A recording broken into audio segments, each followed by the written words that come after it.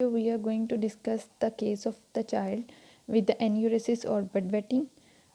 Evaluation, it is usually due to the delay in the development of the normal sphincter control mechanism and maybe primary or secondary. Primary nocturnal enuresis. Nocturnal means it occurs mostly in the night time. It is common in 10% in the 6 years of the age and 3% in the 12 years of age. It is mostly familial, runs in the family, and it is as common in the boys than the girls. And secondary enuresis is occurs in the child who is previously dry and often associated with some illness or psychological stress. The history in the history we will ask that what is the age of the child, is it primary or secondary, was the child previously dry or it is happening since the child was born, is there a family history of the primary nocturnal enuresis, is it only nighttime or diurnal variation, what is the frequency of the bedwetting, it occurs daily or weekly, any history of the emotional upset or stress, any urinary complaint, which may be the dysuria or the frequency, is the child constipated, any history of the diabetes, polyuria, polydipsia, or weight loss.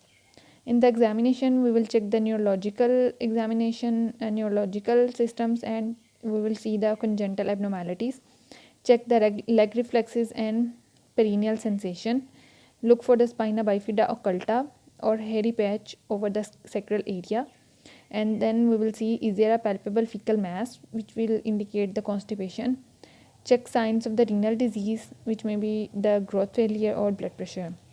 Investigations to be performed are urinary microscopy and culture to exclude the urinary tract infection, urine dipstick to exclude the glycosuria for the diabetes, renal ultrasound, and IVP, which is intravenous pyelogram. Treatment will be treatment is not usually indicated until the age of the 7 years. Behavioral therapy, rewards for the dry nights can be done to modify the behavior. Enuresis alarm can be used, which wakes the child when they start to the urinate. Bladder training to allow unrestricted drinking during the day to teach the child to tolerate a full bladder. Avoid caffeinated drinks, fruit juice, and lifting at the bedtime because they increase the urinary output. Desmopressin, which is the antidiuretic hormone, can be given as a nasal spray or tablets at the night after the age of the 7 years. And oxybutynine reduces the detrusor muscle instability. And if the aneurysm is due to the constipation, then we will treat the constipation. The causes of the aneurysm are divided into the primary or secondary causes.